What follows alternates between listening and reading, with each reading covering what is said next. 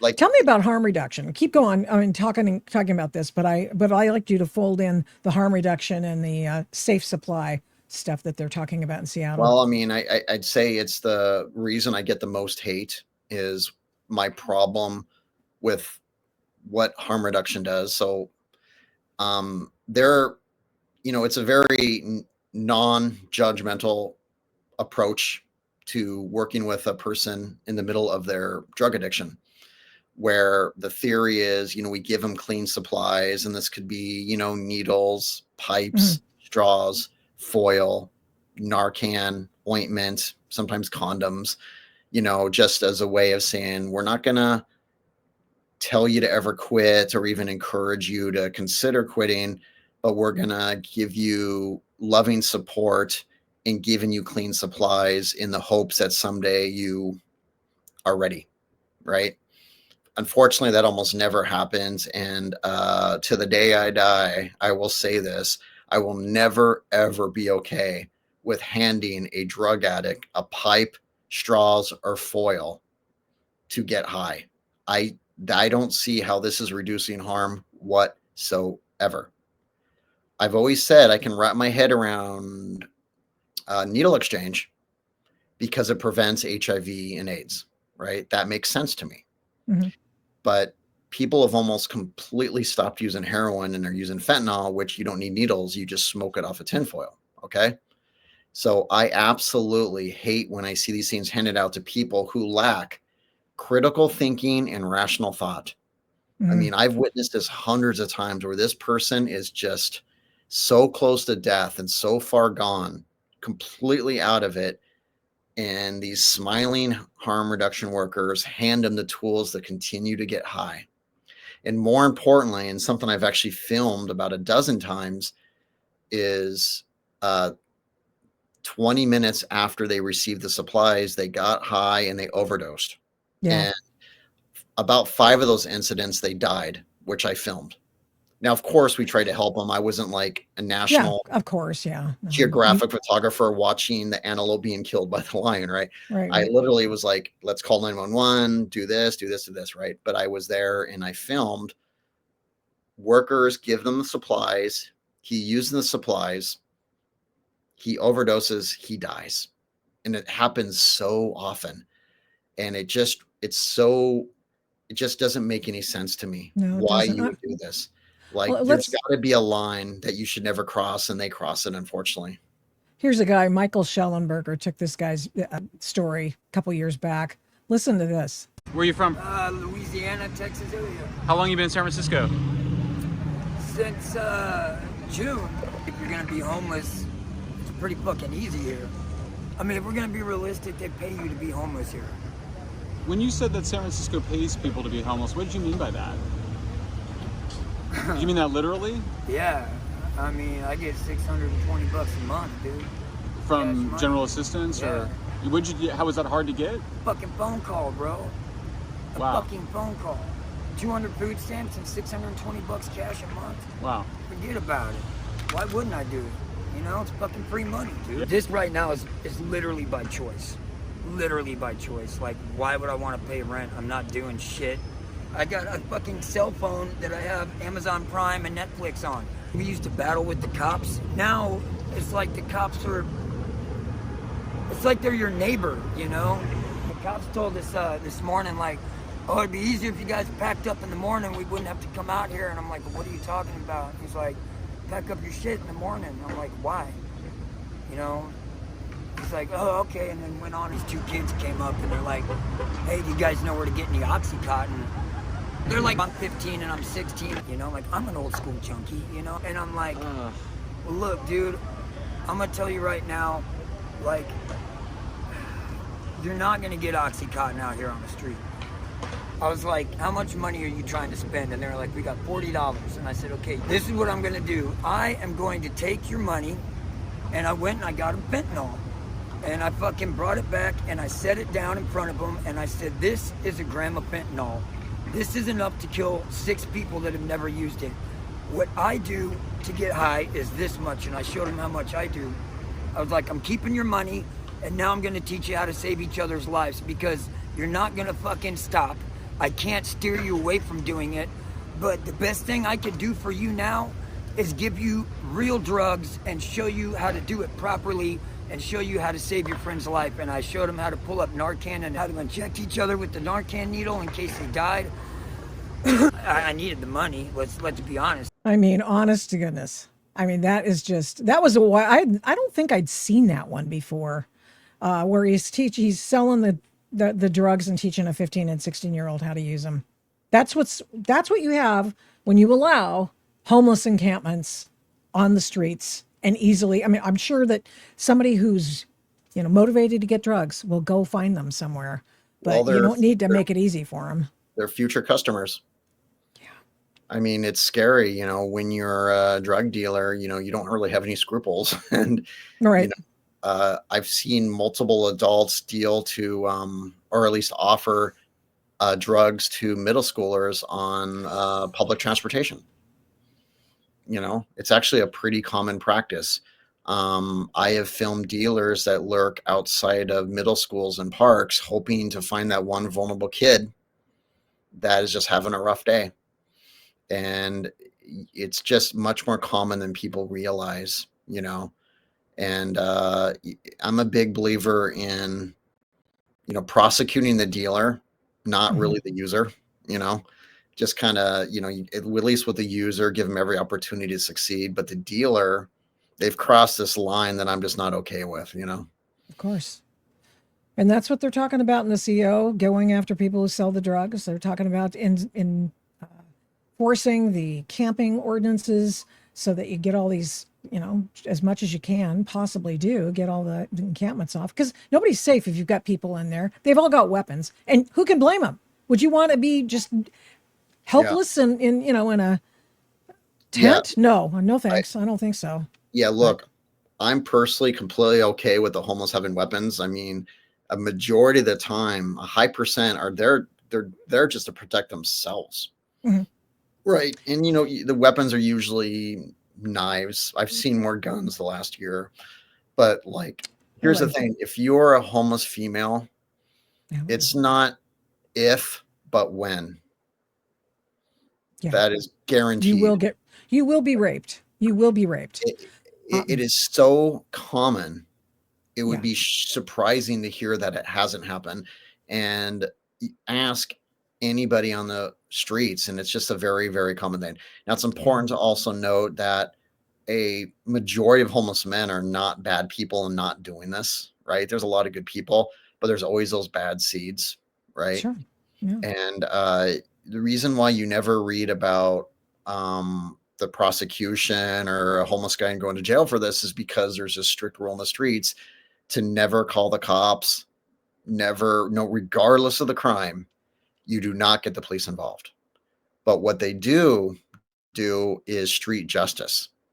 So if a homeless person has crossed a certain line that's made other people very unhappy, there's ways of dealing with it. And one of the ways is killing them and throwing them into the river. Last month, over 11 homeless bodies were found in the Willamette River. It was about 11. Not all homeless, some were just unidentified, so probably homeless, but it was 11 or 12 in 1 month. And that's a very common practice. I did a few interviews of people who didn't want to say much, but they're like, oh yeah, well, that person was asking for it. And they were completely okay with them no longer being around. So the most common reason why they'll do that is, if they steal from them or if they sexually assault someone they like. And that's usually a death sentence unless you can pay them off. And believe me or not, but that's actually a very common thing on the streets is street justice, right? And I don't agree with street justice. I think everyone deserves their day in court, right? But, they kind of just get right down to the this is, on the streets, it's very life or death anyway, so. Let's go back here. Let's go where we started. To Wendy. I adore Wendy.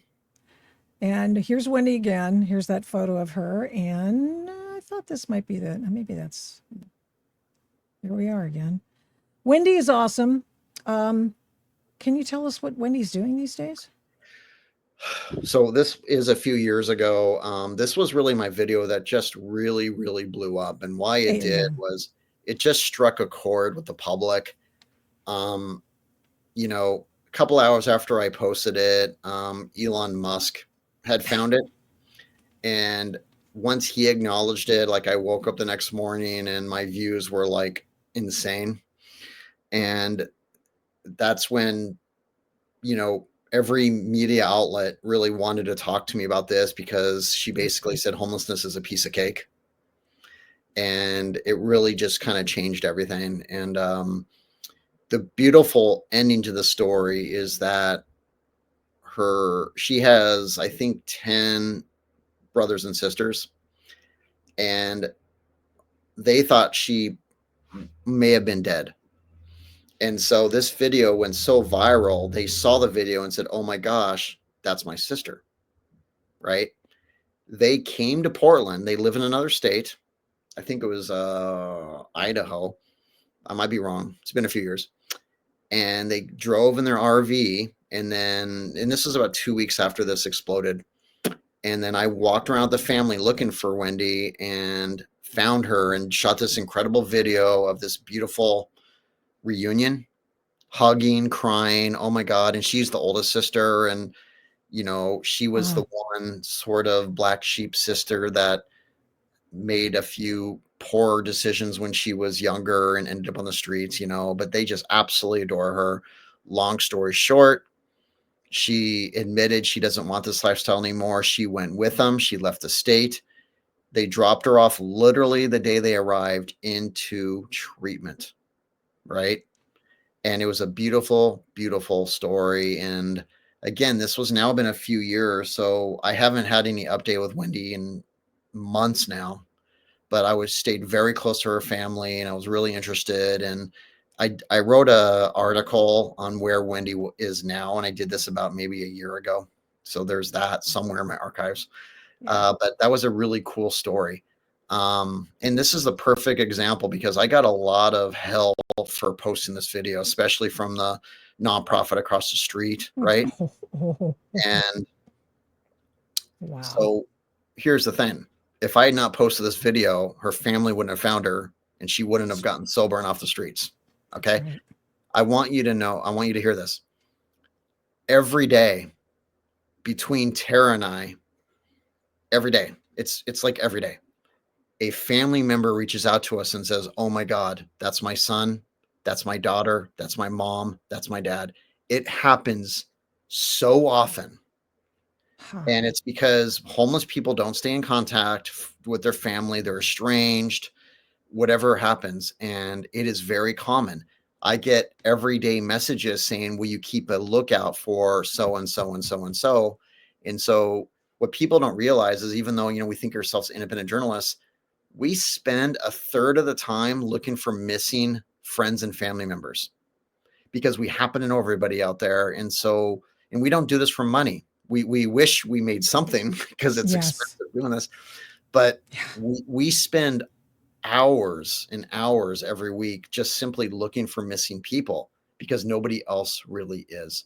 And so I just want people to know that this isn't just about the journalism, is that we've become like people finders and we've been pretty successful, which me as success is, about 30% of the time, if someone reaches out to us and says so-and-so is missing, we find them. And I think that's probably a pretty good stat considering that on the streets, people disappear forever. And we get them connected to the family. Sometimes they stay in touch, sometimes they don't. But it's always a very cool thing when we can connect those two, and so that's kind of a big part of what we do. This little kid, this little oh pumpkin, yeah, that's the Dust Bowl child. Who is that? Who's that baby? So I found that kid in the middle of Central Oregon desert. And this was in Deschutes County. I was out there in the middle of the desert, right? Sure. Doing outreach and found this less than 2-year-old in diapers run up to me. and then 3 other kids, a little bit older, but not much, still pretty darn short, like 3 maybe. Mhm. And I found this homeless family, 3 RVs, bunch of adults in the middle of nowhere. No running water, no electricity, no plumbing, right? And that picture really struck a chord with people because they called this the Dust Bowl child of 2023. It's I think I took just that photo 2 years ago. And it really sad. kind of struck a chord with people that like this actually is going on. Now, I think what really kind of upset people is that the local providers actually knew this family was out there, but they were still on a wait list where they were like number 105 or something. And I have to ask, how is it that they don't qualify faster when you see that, right? Like, how are they number Bump the 100? line.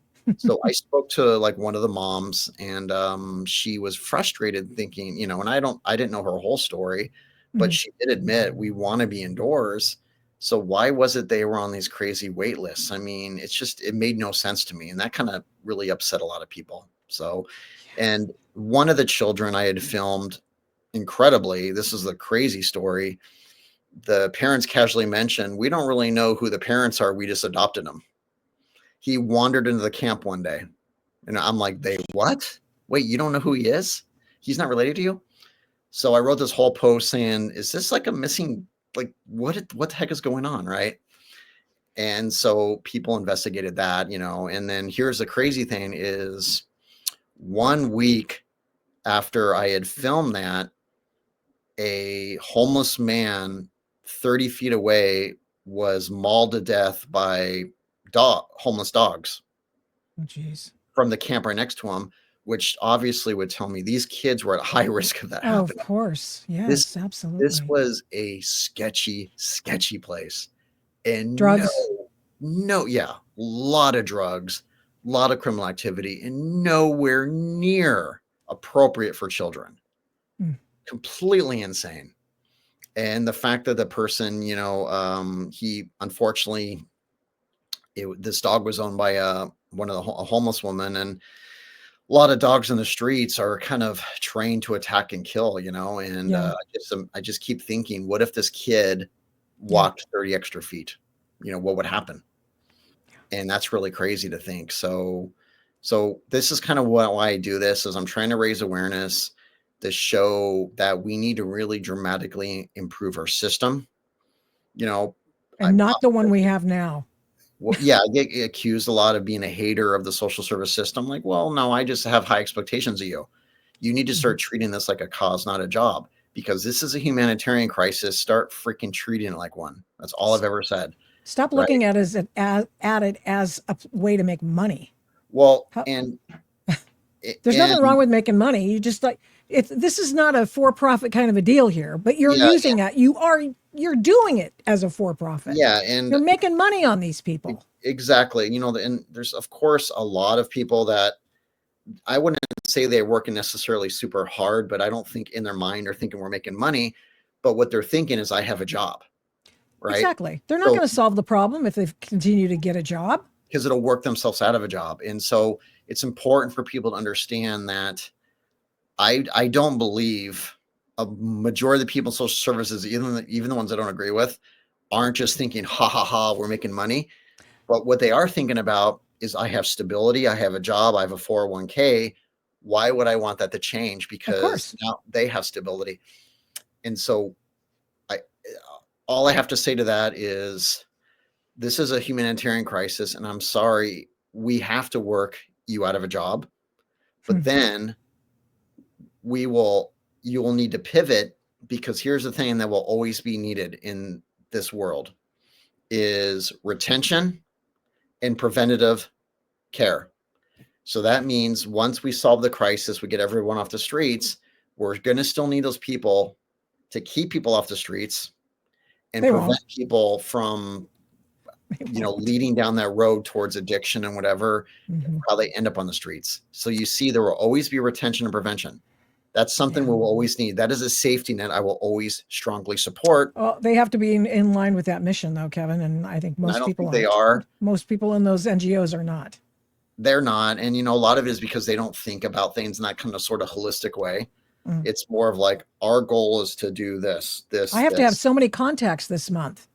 Sure, I'm not going to do anything for that person, but I can report that I had X number of contacts. Well, you know what? And all of a sudden, woo, yes. I would rather they have one meaningful contact a day than 25 BS contacts, right?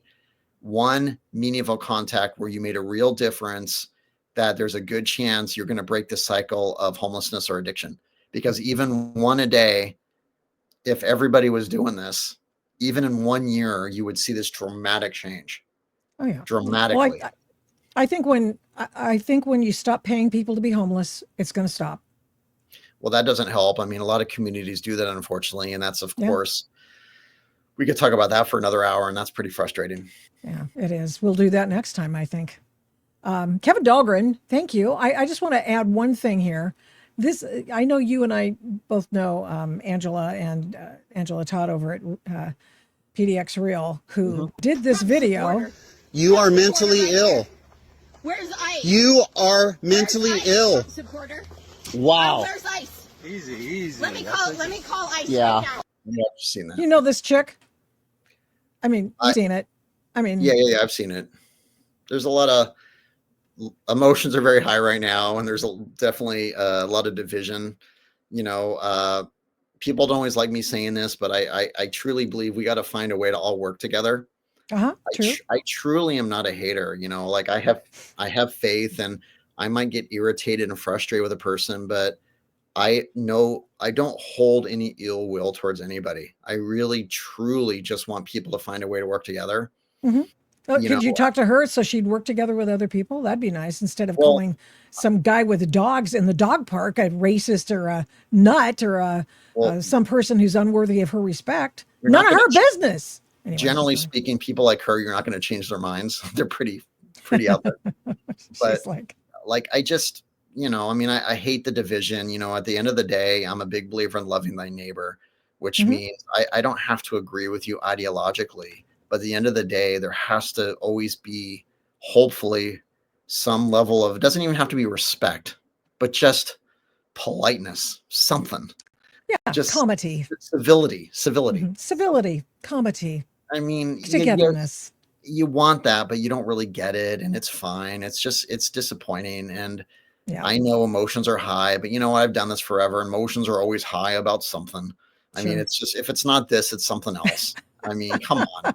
Keep some perspective, I think, is what you're saying. But whatever. And so, I just kind of I keep my head down. I keep doing the work.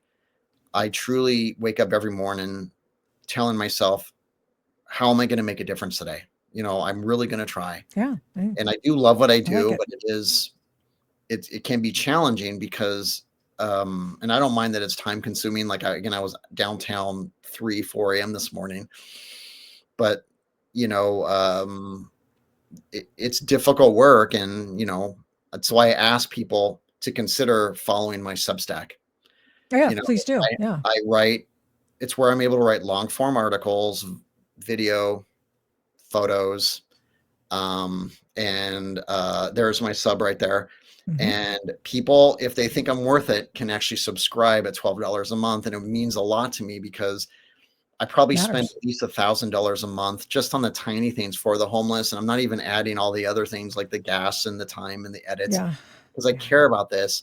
But this is like a really good way to support my work while also getting you a deliverable where you're actually receiving something for it. Rather than just donate to me, Truth on the Streets by Kevin Dahlgren. Yeah. And that would just mean a lot. And, because I care about what I do and I want to keep doing this. And so thank you for that. Allowing me to self-promote for just a second, but I appreciate that. It's quite all right. No, it's awesome. You do good work. Thank you so much for coming back on the Adult in the Room podcast. You're a jewel, and God bless you. Thank you. Thank you. All right. Well,